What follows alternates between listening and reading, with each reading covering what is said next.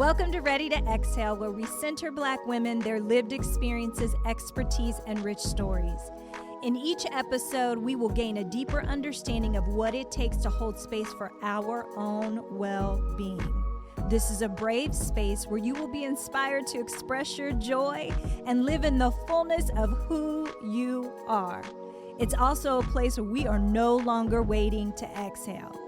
So now, get ready to exhale and enjoy the show.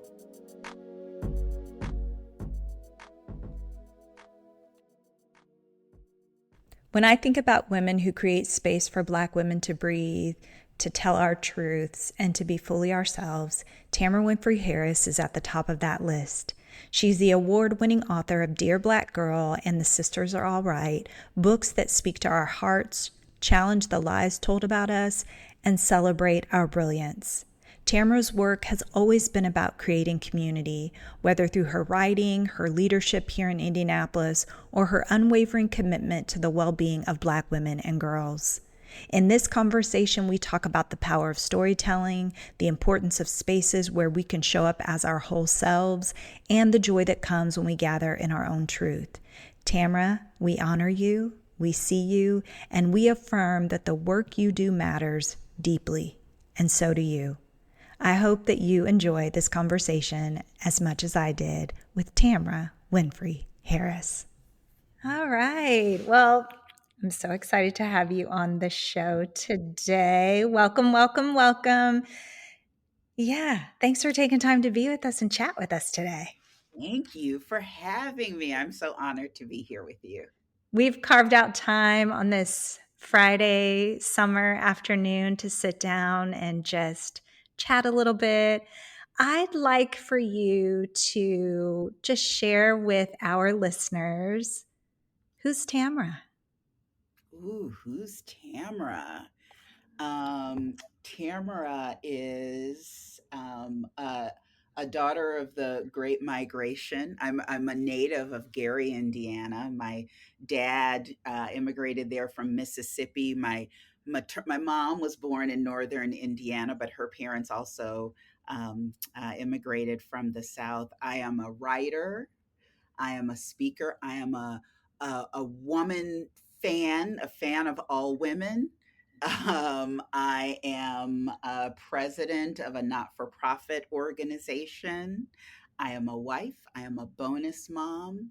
I am the owner of two poorly behaved cats. And I'm a yogi. I'm a yogi. um, I love my stretching and my breath work and my meditation, all of those things. I feel like my calling is to work alongside women and girls for their uplift, for our uplift and healing and liberation. Beautiful. And you are a light.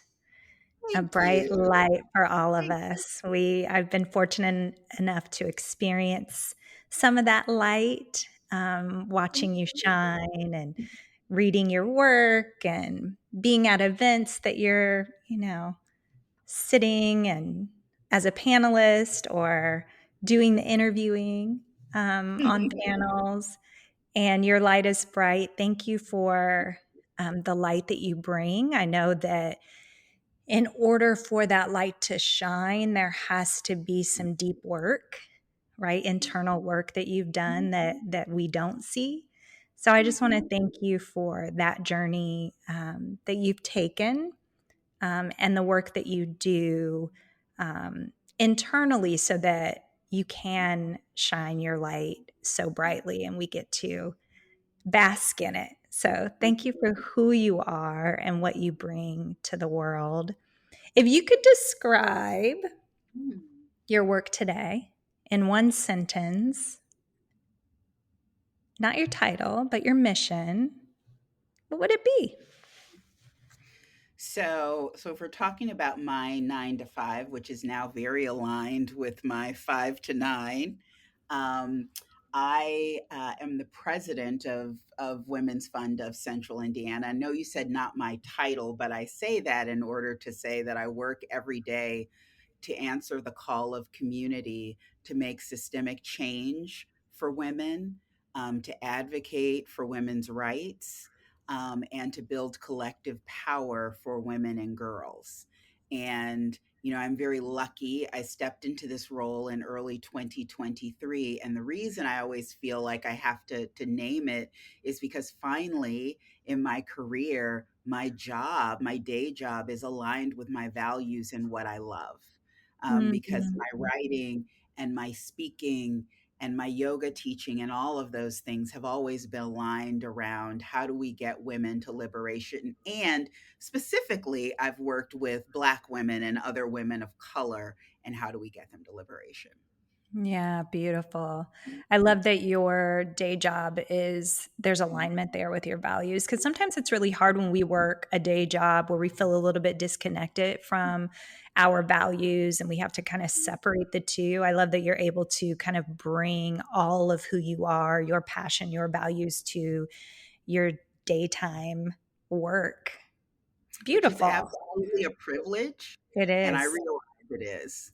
Yeah. Yeah. But it's taken many years for that opportunity, right? To open up. You put in your time. I put in my time. Yeah. You put I in your put in my time. time. Yeah. Can you tell us what stories about Black women do you feel still need to be told? You talked about your writing. You've written about Black women. Yeah, what stories still need to be told or told differently, in your opinion? I think one, we need to just keep illuminating the stories of Black women and girls because very often people spend a lot of time talking to us and about us, but not as much time listening to us. And so Mm, sometimes our own real stories, authentic stories, get kind of subsumed by the stories that other people tell about us. So anytime I hear from a Black woman or a Black girl, it's like, I've been thinking about starting a podcast or writing a book, or it's like, do it, because we need our voices out there. And another thing I would say is I kind of started writing about women and issues of gender and race through writing about popular culture. So, writing about music and television and movies and, all of those things. And I think we need more of that and we need to continue to do that. People think that, like the top 40 radio stations and Real Housewives, reality TV and all of those things are frivolous, and they may be, but they play a huge role in moving the culture. What mm, people see in those places can affect how you approach issues. It's mhm. affecting what girls and women and boys are learning to think about themselves.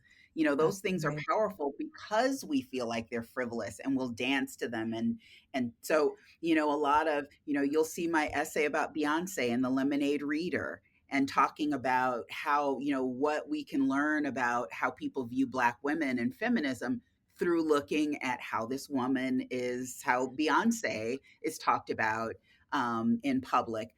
I've written similar articles about Michelle Obama and what we can Mhm. learn by looking at what people say about her. So I always say more writing that interrogates popular culture, because it very much impacts how people see us and how we see ourselves. And then lastly, in my last book, I made a pivot to speaking specifically to women about what we do ourselves, Mm, because sexism, racism, all of those other isms are not likely to go away in our lifetimes. As a matter of fact, we may be even further from achieving that than we were probably a year ago. But given that, we still need to find a way to live well and live free. And so, what do we need to do in order to find some peace in a world that doesn't always love us in the way we should be loved? yeah, that's right. It's what I talk about in some of my speaking opportunities and in my well-being cohort and in coaching my clients is how can we as Black women move more into the center of our lives, right? Like how can we center ourselves in our own life, right? And I get a lot of resistance, especially from my clients. They're like, "Whoa, that's hard for us to do, but it's really important for us to kind of put ourselves in the middle. And again, systems of oppression don't always allow us to do that, but how can we take a step toward that, and caring for ourselves in that way? Yeah. Yeah. Can you share a moment when telling your truth shifted something in a powerful way for you? 'Cause you've been writing, you've been, yeah, telling truth. What about your truth? So I would say in my latest book, so my most recent book, A Black Woman's Guide to Getting Free, came out last summer, and it is my favorite book of my three, and it's also my most personal one, which makes it really uncomfortable because I don't like Mm. that. I don't like I Mhm. have a really good sister friend who's a writer who is always trying to push me to be vulnerable, and I was like, "What? Why? No." But if I ask other women to be vulnerable, right, and be brave, then I have to too. So I Mm. think in there I spoke more frankly about my life. I spoke about like weight. I spoke about being a caregiver because my husband was diagnosed with early onset dementia. I revealed and talked about things that normally I wouldn't, and it was freeing, but I also realized it allowed me to get closer to other women because I've heard from other women that, oh my God, I read your still like that was really powerful. And I had this experience and I XYZ. One of the things I've found through my studies is there's a reason sometimes we as Black women build walls around ourselves because we have to, because it's a dangerous world out there. And when we are vulnerable, we can get hurt. We really Sure. can. But when we Mhm. are, if nothing else, we need to be able to be vulnerable with each other. Because That's if we right. erect barriers to each other, then we have nothing. We're all Mm. So Mhm. learning to be vulnerable in that way has allowed me to be in better relationship with all other women. Mm. Yeah, I love that. That vulnerability created a level of connection for you, Mhm, and how community, I'm also hearing how important community is and being connected mhm, to community, in our healing, in our not just survival but thriving. We need mhm, each other. We need each mhm. other, right? And how And important that is. who knows better what your experience is than another woman that's kind of like, I mean, we're all different. We contain multitudes. But there's no one on earth that, understands this strange intersection we live in, but other women like us. And if That's we shut right. them out, then we have no support. Leaning in, vulnerability, I'm hearing, powerful. It's a way. Being a village. That's Um, right. but then in order to do that in a healthy way, as I talk about the six pillars of Black women's liberation, the last one is see free Black women everywhere, which means Mm, viewing other women with grace. But then all the other pillars are getting you into a state of grace because it's really hard for me to see you as a free woman if I can't see myself that way. that's Um, right. so, we owe our healing and wellness to ourselves, but to our sisters as well, so we can build those connections. Yeah. Yeah, and as I'm healing and doing that work, there is something happening in the collective, right? Yeah. As Yeah. I'm doing my own work, like it's like I'm healing and there's a level of collective healing that's happening when I commit to my healing. I think too when we talk about healing that can sound overwhelming, like those that are listening may think, "Oh, healing." Like, "Oh, what does that mean? And how do I lean into that?" And it can feel like, cuz we're really good at just keeping it moving as women, right? We got to keep Mhm. it moving.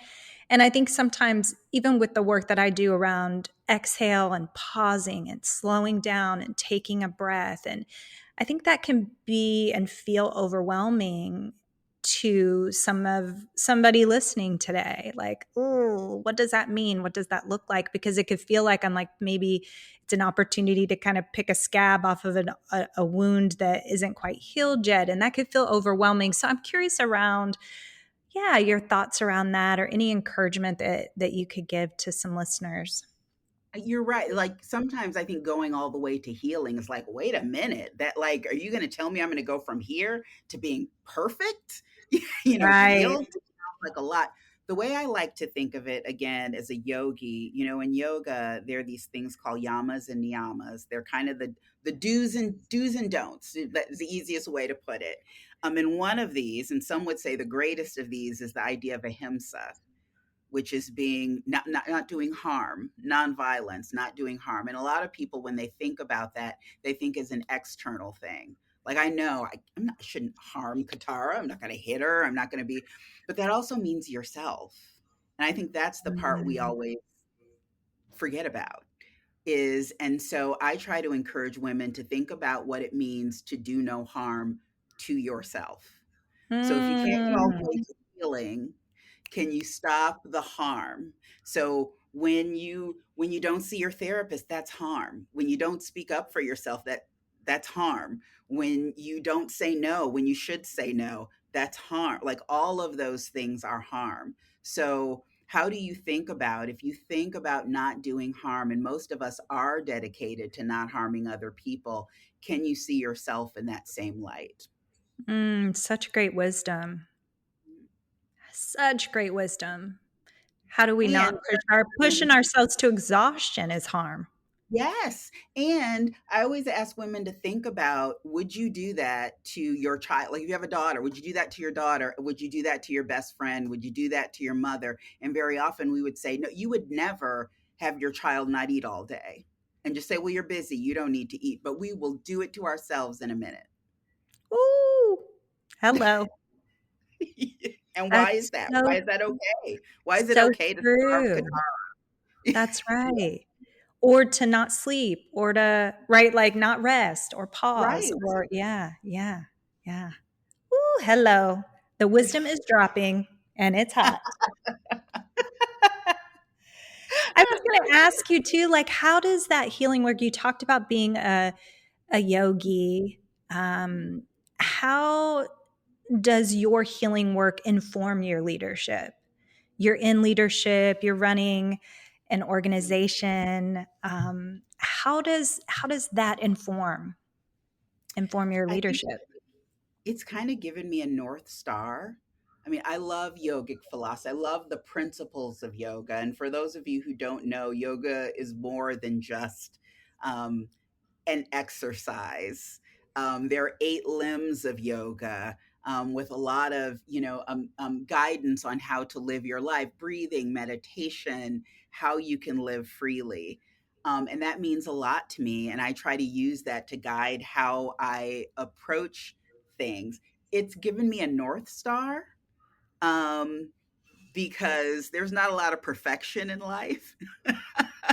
So it's easy to get out of flow, but it gives me a place to look at to get back into flow. It Mm, gives me, I mhm, mean, and that's what's really important, right? We have to know how to mhm, write ourselves. One of the things I've written about is that freedom is not so much a destination as a practice. So you have to keep bringing yourself back because life keeps life in. And yoga principles for me, it helps me bring me back to flow. That is the way I practice my own liberation to help other women mm, liberation. freedom is not a destination, but Right. practice. I wrote that down. I have my Yeah. my little pen and my notepad over here, y'all. That's Hard a to get free and gem. stay free. You just you don't. I Yeah, mean, an example from my own life is that, now I'm a caretaker. My husband gets diagnosed with a chronic illness that's going to get worse and worse, and that means I have to adjust my life, that's and right. that encroaches on my freedom, but I still get to live a happy life. I just have to figure out how to do that within the parameters that I have now. But there was a little while there while I was figuring that when I was trying to figure it out, that felt anything but liberated. It felt awful and Sure. oppressive, but you have to find your Sure. way out. Hmm. Yeah, freedom is not a destination, but a practice. Yeah. That's like a nugget that I'm going to be holding on to. Mhm. Good. Thank you for sharing that. So you don't feel like you're a failure on those times when you feel like you're not living up to your highest goals. None of That's us are going to right. do that all the That's time. right. That's right. Yeah. That's beautiful. As Black women, we have everyday stressors, and those stressors are compounded by systemic racism. This stress weathers our mental and emotional health.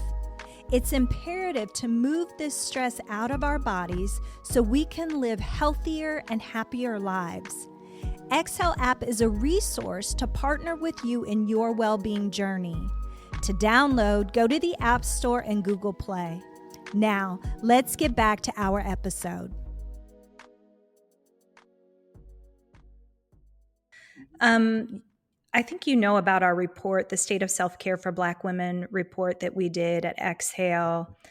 And I wanted to talk about one of our data points with you and kind of get some insight from you around it. 72% of Black women said that they don't feel their mental health and emotional well being is prioritized by the institutions and systems around them.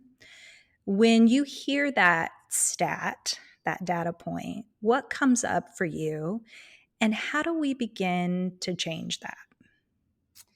What always comes up is a stereotype and a caricature that has followed us for hundreds of years. And that's it's a mixture of the mammy and sapphire stereotypes, this idea that Black women are uniquely strong and indestructible.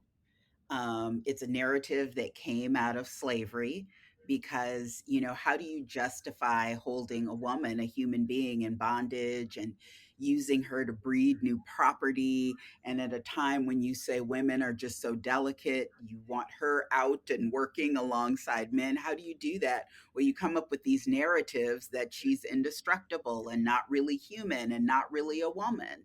And those things have followed us. And some of them follow us even in our own communities because we've come to embrace this idea of the strong Black woman as a positive. And sometimes it is. We are resilient because we've had to be, you That's know? right. But because you can do a thing doesn't mean you should have to be resilient all the time. And so part of Mhm. what I've talked about a lot is how we ditch that narrative of the strong Black woman and give each other grace and give each other peace because it really is killing us. We cannot carry everything. There's a story in my first book, The Sisters Are All Right, of a woman who talked about she had her reckoning when she was in her 40s and she passed out one afternoon for all of the from all of just the stress and ignoring her health and all of those things. But she also said, she changed her ways, but she also lost too many sister friends that never got a wake up. And she talked about one woman who was having terrible abdominal pains and she was ignoring it because she didn't have time and because Mhm. her family needed her and the church and the sorority and all of these things. And she did not go to the doctor until she was doubled over in pain. And unfortunately, she had stage 4 cancer, and she passed. But here's the thing: she was an educator. She had more than 200 hours of sick time that she did not. Wow.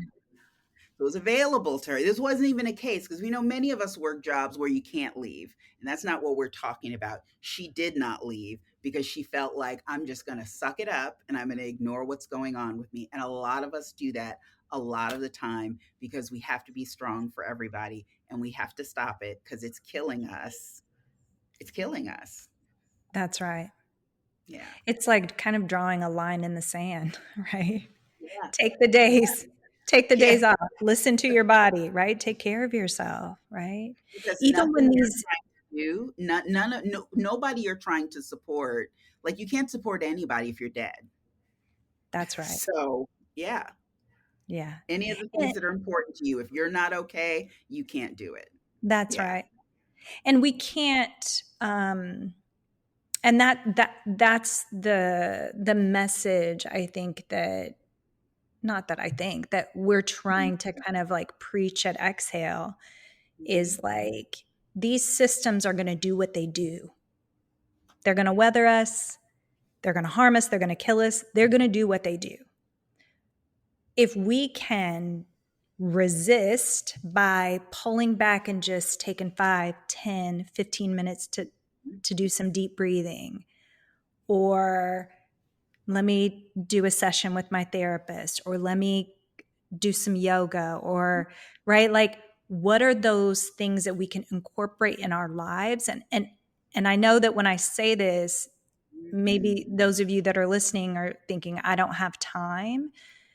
And what we're saying is just do it in micro self-care ways. So if it's Yeah, 5 minutes, 10 minutes, 15 minutes, take the time I think and you can't pause. afford not to take the time. You That's really right. can't. You can't That's afford right. not to take the time. And I love what you said about micro steps, because I think very often now, that's what capitalism always does. There's this the zeitgeist, health and healing is in the zeitgeist, and all of a sudden it becomes a thing you have to pay for.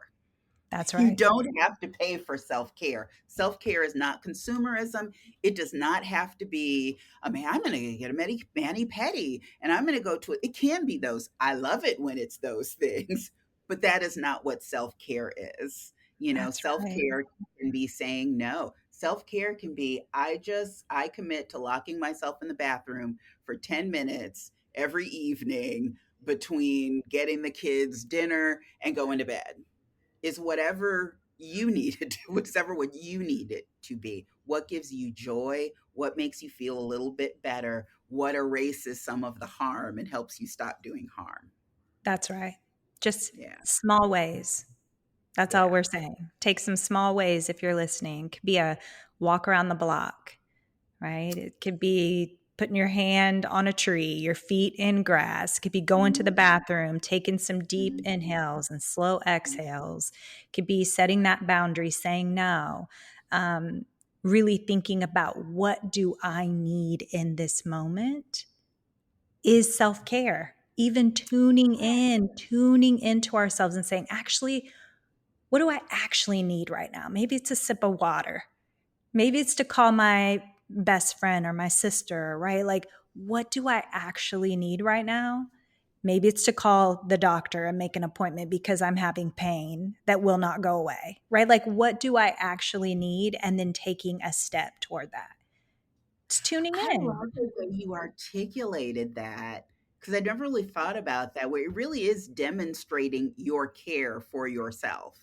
If you had a right? guest in your house, I would go, Katara, are you cold? Is the temperature okay? Do you want water? You want some coffee? Are you hungry? And if I would do that to you as a guest, then shouldn't That's I right. do that to me in my house? That's right. That's right. Yeah. That's it.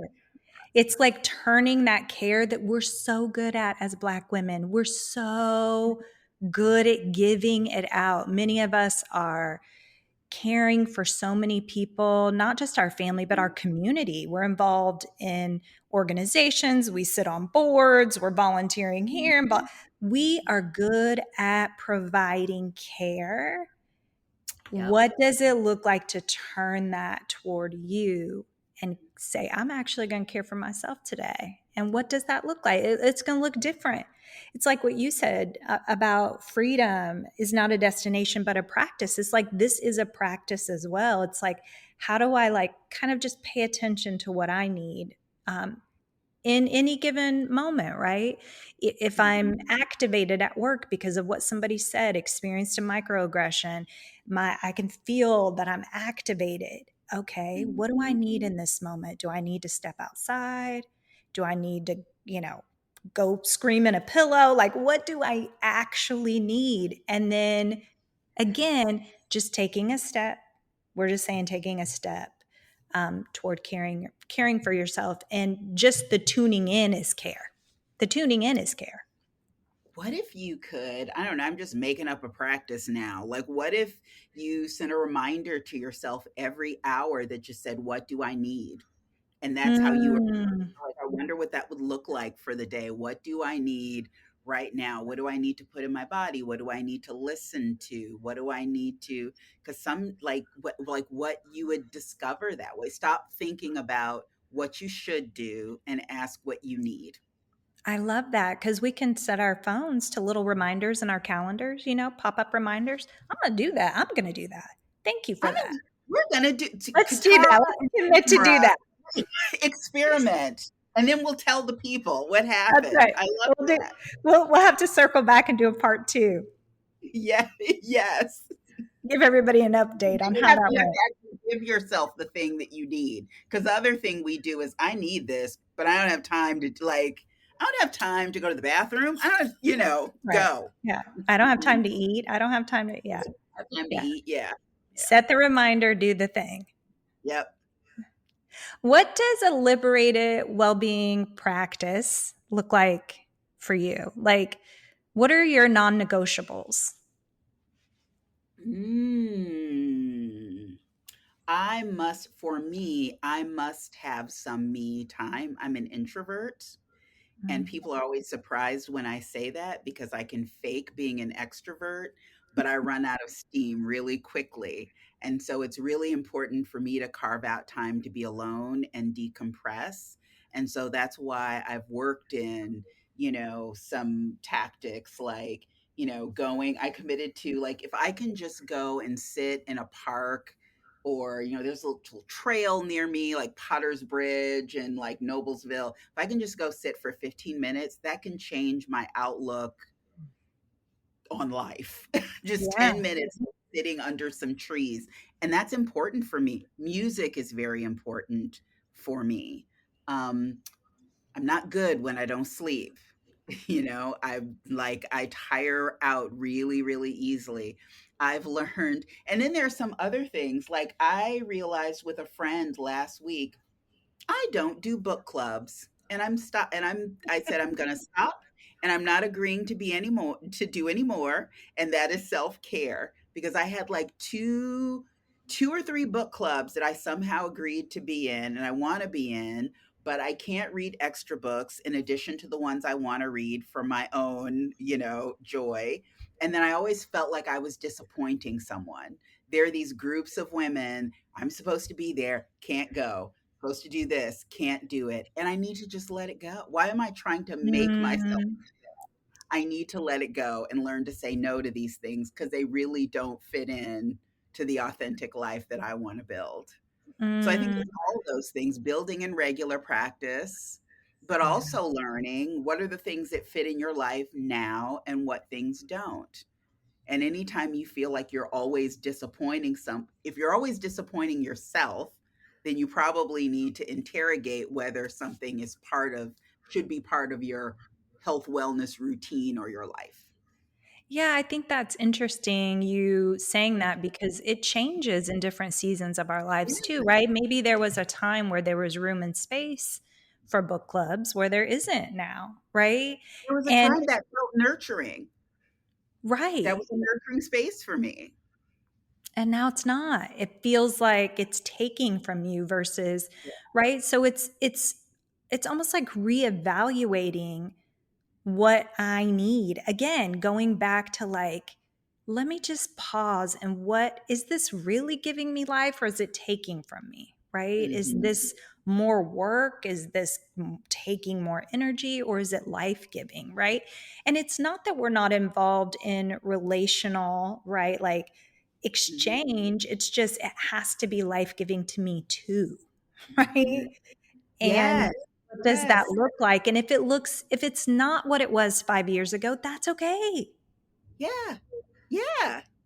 Or even a You year ago, or even 6 months ago. Like, it's fine. And anyone who hates you because you left the book club is probably not someone you want to be friends with. Correct. Bye. Yeah. Bye. No, thank you.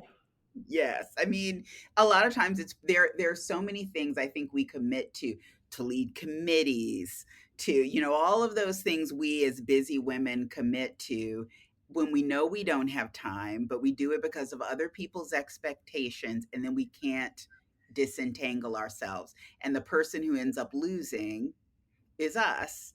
And then very often we don't even show up in the way that we would want to because we're not able to do it. And instead of saying no, I can't do it, we try to force it. And then nobody's Mm, happy. Yeah. right. Yeah. Saying no. Yeah. Saying no is okay. Yeah. Yeah. I love that. It's a Your complete sentence, as they say. Yeah. no is a complete sentence. That's right. Your book, Dear Black Girl, is such a love letter across generations, which also, listeners, get all the books. All of Tamara's books. Go buy them right now. Go get all of them. But Dear Black Girl is such a love letter across generations. What's one message you wish someone had told you as a young Black girl? I think the message that young Black girls don't hear enough: you are okay just as you are. You are fine. Because so off Black women and Black girls, women, period, we are constantly bombarded with all of the ways we need to fix ourselves, all of the Mm, we need to be doing better. And you add to that Black girls, all the things we need to do to disprove that we are who they say we are. And it can leave you moving into adulthood and young adulthood sure that there are all these things about yourself that you need to fix instead of showing mm, up as a whole healthy person with, self-awareness. None of us are perfect, but thinking, I am amazing, what am I going to achieve? We're instead thinking, do I have the right thigh gap? Is my butt round enough? Am I being ladylike or submissive enough? Am I all the mm. lines of things that they tell us to worry about? So I think what I wish I had heard over and over again, and I should say I had very loving childhood, and my parents told me I was great. I wish more people had said, you are okay just as you are. You don't have to be, you don't have to achieve, you know, That's don't have right. to always make the honor roll. You don't have to be doing. I think a lot of us who are high achieving women, I think, learn to get validation through achieving, and then it becomes an addiction Hmm. many times because someone isn't telling us it's okay. You don't have to prove it by adding that other board and that new thing and that new business and that other thing. Yeah. That's right. That's right. Mm. Ooh, hello. Thank you for that. When you imagine a world where Black women's well being is centered, not just included, what do you see? Ooh, oh my goodness. You may have broken me. I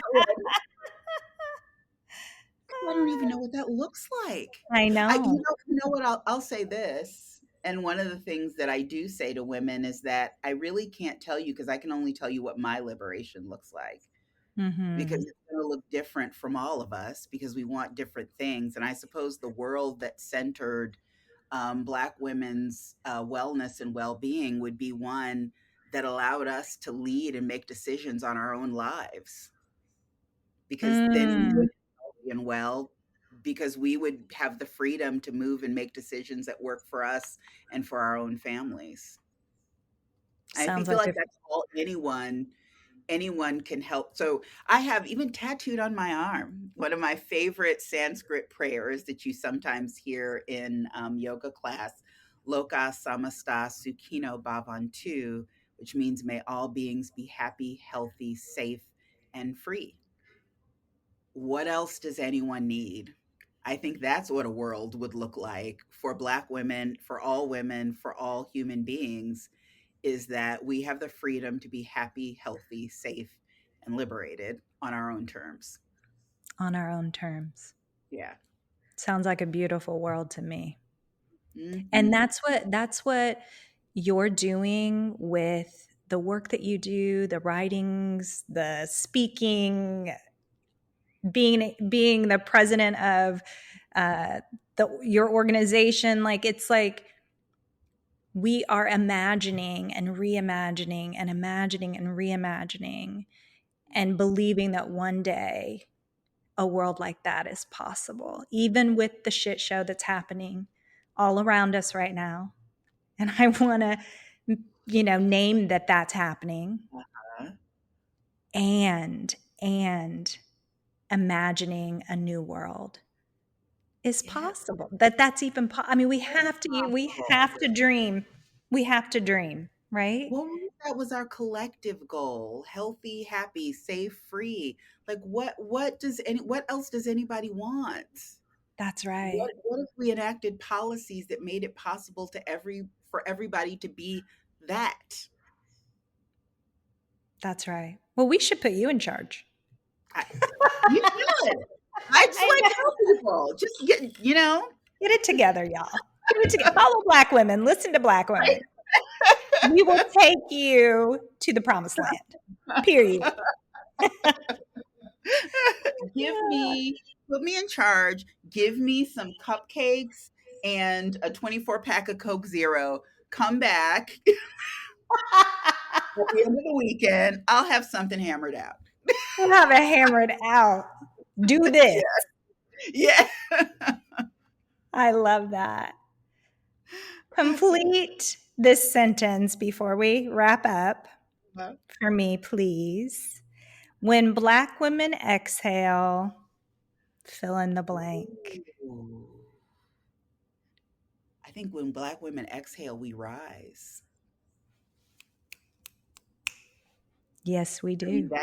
that's how we get to our highest self.